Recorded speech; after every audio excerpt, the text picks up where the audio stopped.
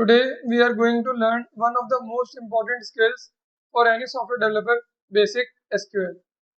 Till now we have created front-end pages, back-end APIs, post data and an inquiry endpoint. But most of our data was stored temporarily inside arrays or objects. For example, we may have written something like this.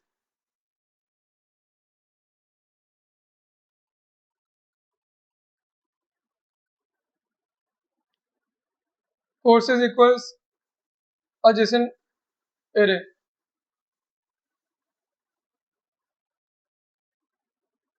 This data disappears when the server restarts. Real applications need permanent storage. When someone creates a course, submits an inquiry, registers an account, or places an order, that information is normally saved inside a database. Today we will use PostgreSQL. PostgreSQL is a relational database. It stores information inside tables made of rows and columns. A developer may use an ORM such as Prisma, Django ORM, SQLAlchemy, or TypeORM, but underneath these tools are still communicating with the database. That is why every developer should understand basic SQL. Let us understand the basic terms before writing SQL. Suppose we have a course table.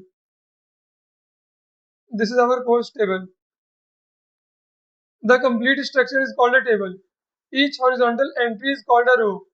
Each property such as title, price, or instructor is called a column. The ID column uniquely identifies every row. This is called the primary key. Even when two courses have the same title, their IDs should remain different. We will create two tables, courses and inquiries. The courses table will contain course information. The inquiries table will contain inquiries submitted by students. Each inquiry can refer to a course using course ID. I have PostgreSQL and pgadmin installed. Inside pgadmin,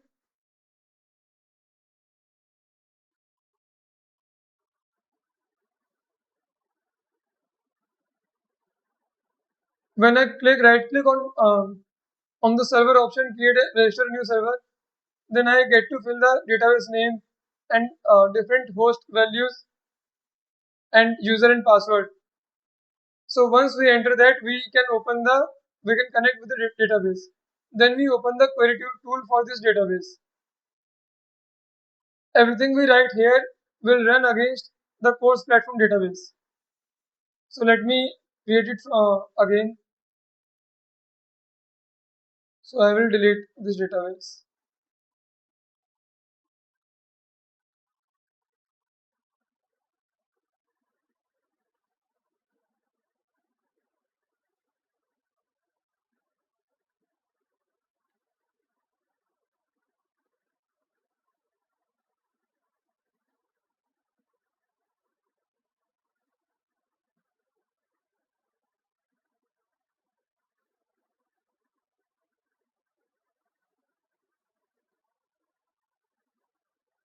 I will drop the table.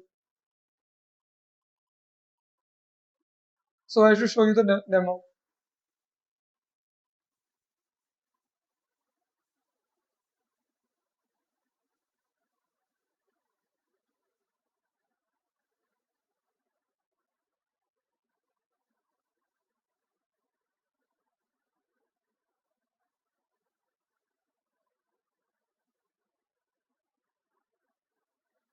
So now we have zero tables.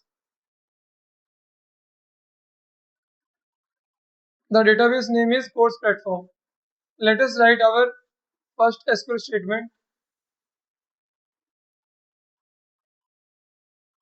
Let us understand this query. Create table courses. This tells PostgreSQL to create a table called courses. ID integer generated always as an identity primary key. This creates an automatically generated integer ID. We do not have to manually assign IDs such as 1, 2, and 3. PostgreSQL will generate them for us. Title varchar 150 not null. The title can contain up to 150 characters. Not null means every course must have a title. Then price memory 10,2. This stores numbers with two decimal places, such as 99.00, 1499.50. Now check price greater than equal to 0. This prevents us from entering a negative course price. Then is published boolean default false. A newly created course will be unpublished unless we explicitly publish it. Finally, created at timestamp TZ, default current timestamp. This stores the time at which the record was created. Let us run the query.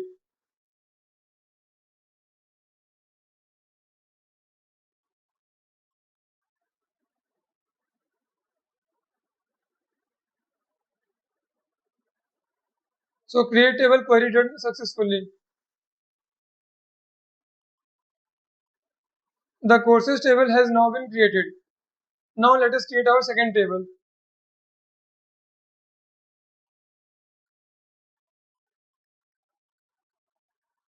Most of these columns are similar to the previous table. The important line is course ID integer references course ID. This connects an enquiry to a course. The value stored inside course ID must match an existing ID from the courses table. This is called a foreign key. We have also written on delete set null. This means that if the connected course is deleted, PostgreSQL will keep the inquiry but set its course ID to null. Let us execute this query.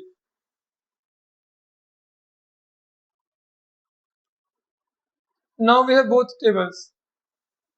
The first CRUD operation is create. In SQL, we have insert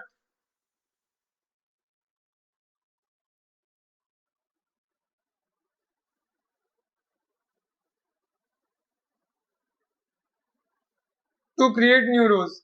Let us insert three courses. Notice that we have not provided the ID. PostgreSQL automatically generates it. We have not provided created at. PostgreSQL automatically inserts the current time. Let us execute this query.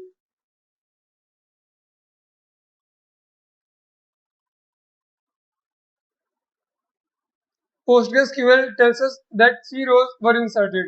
We can also use returning to immediately see the inserted data.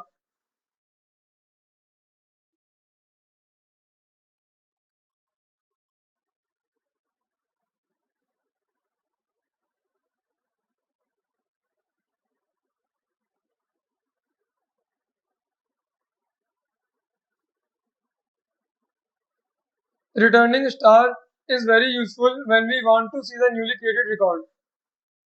Now let us insert a student inquiry.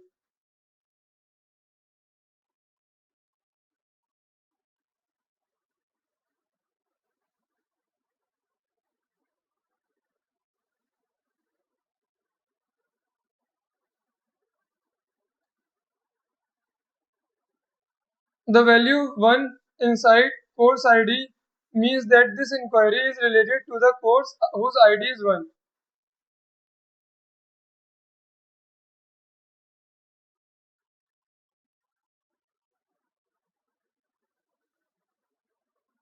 Let us insert one more inquiry.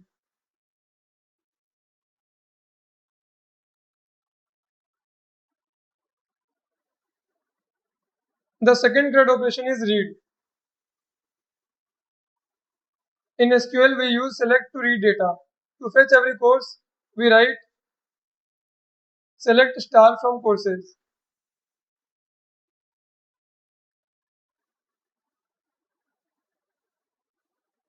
The asterisk means all columns.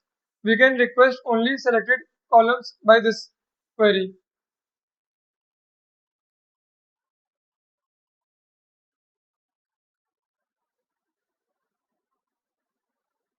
This is generally better when we do not need every column. Suppose we only want published courses.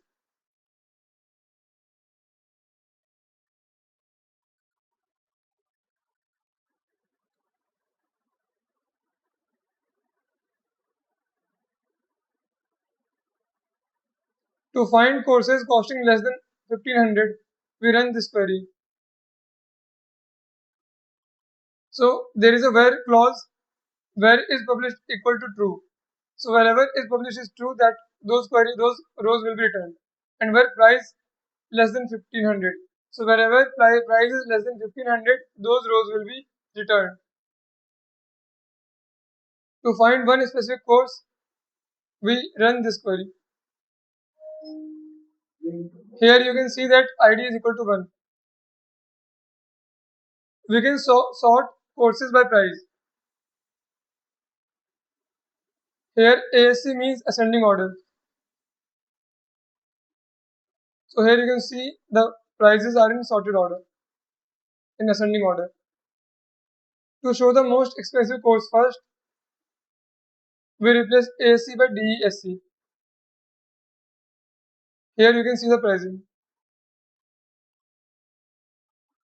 To return only two courses, we use limit clause.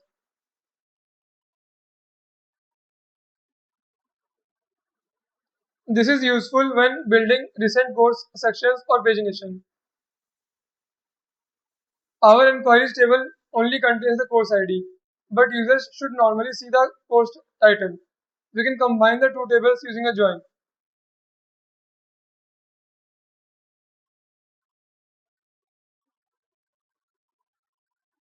The database looks at enquiries.course_id, finds the matching courses.id, and returns the course title.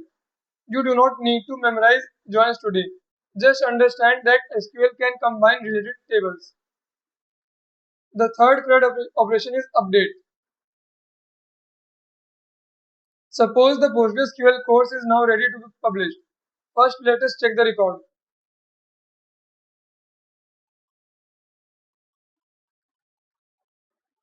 Now we can update it. So the is published is now true. We can update multiple columns together.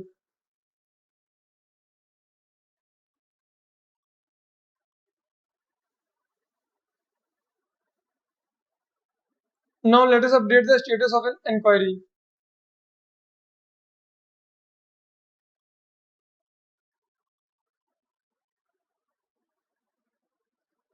This may happen when a counselor contacts the student that we need to change the status of an inquiry.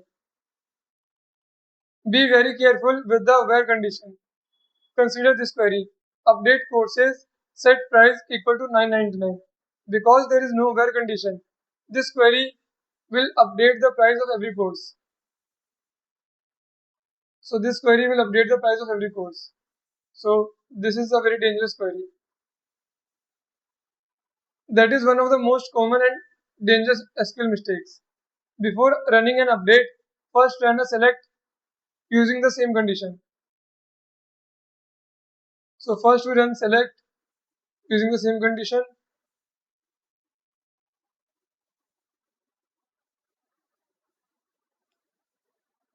Once you confirm the correct row, run the update query with the where clause.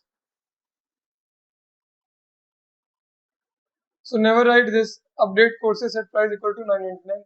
Keep where ID equal to 3 unless you want to do bulk update. Update not even bulk update, but update of all the rows. The fourth CRUD operation is delete. Before deleting anything, first select the record.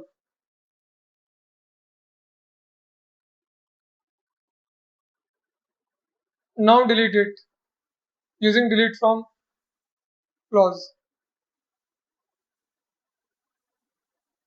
Returning star shows the row that was deleted. We can also delete a course. First check the course,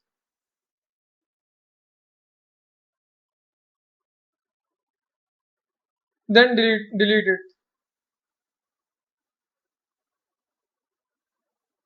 Again, be extremely careful with delete. This query is dangerous. Delete from courses. Delete from courses query is extremely dangerous. It deletes every row from the table. The table will remain, but all course data will be removed. Always check your where condition. Now you may be thinking, if Django, Prisma, SQLAlchemy or TypeORM can write database queries for us. Why should we learn SQL? So here are the reasons for learning SQL.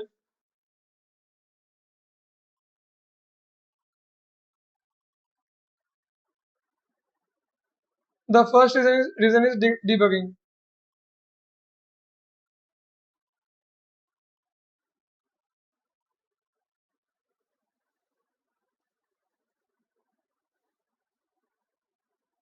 Suppose your API says that a course was created, but it is not appearing on the front end. A developer should be able to open the database and check select star from courses ordered by created at DESC. The second reason is verifying data.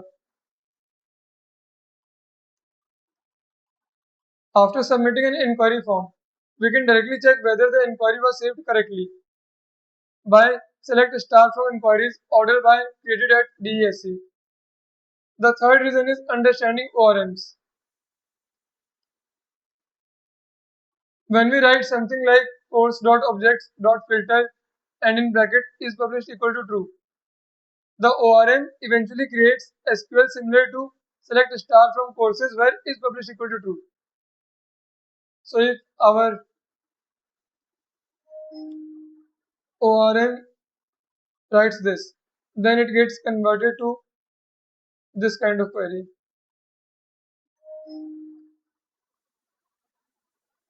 The fourth reason is fixing real world production problems.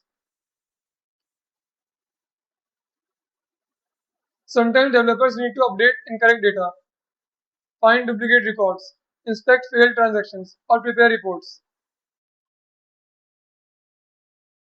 The fifth reason is performance. If an API becomes slow, the problem may be an inefficient database query. Without understanding SQL, it becomes difficult to identify or fix the issue. You do not need to become a database expert immediately, but every developer should know how to create a table, insert data, select data, update data, delete data, filter with where, sort with order by. Now let us discuss common beginner mistakes.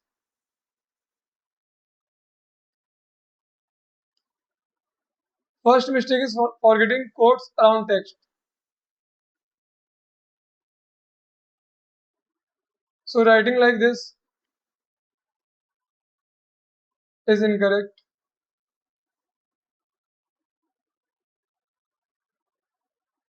The correct version is written like this.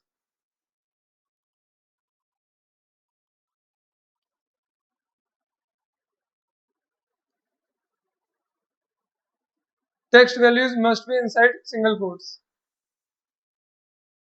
Mistake 2 is using double quotes for values.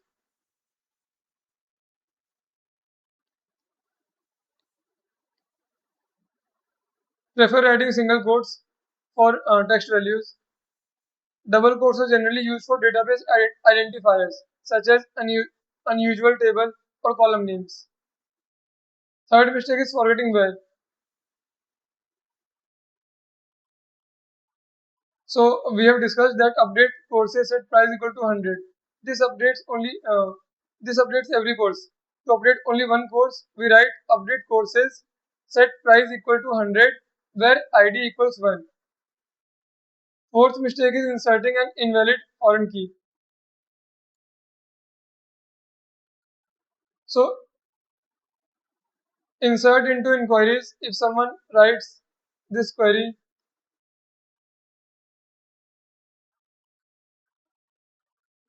then this may it will fail if course ID 500 does not exist. So check the available courses first by select ID comma title from courses. Fifth mistake is executing SQL against the wrong database. Always check which database is currently selected before creating tables or modifying data. This becomes especially important when working with development, testing, and production databases.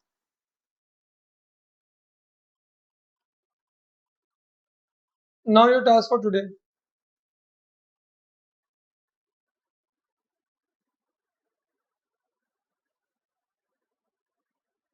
So create your own course platform database. Then create these two tables.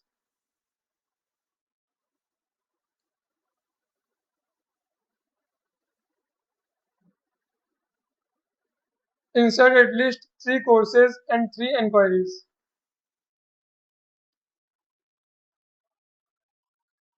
Then perform all the 4 CRUD operations.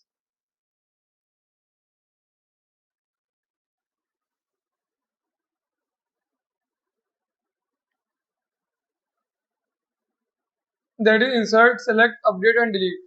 Also write one query that shows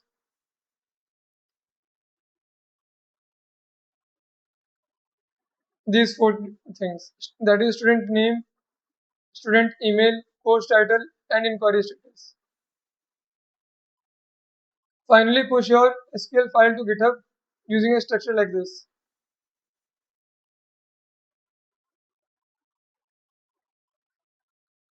And inside the readme explain what tables you created, what each table stores, which queries you performed, why the where condition is important.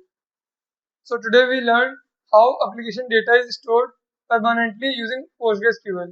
In the next lesson, we will learn about ORMs and see how frameworks allow us to interact with these tables using application code instead of writing raw SQL for every operation.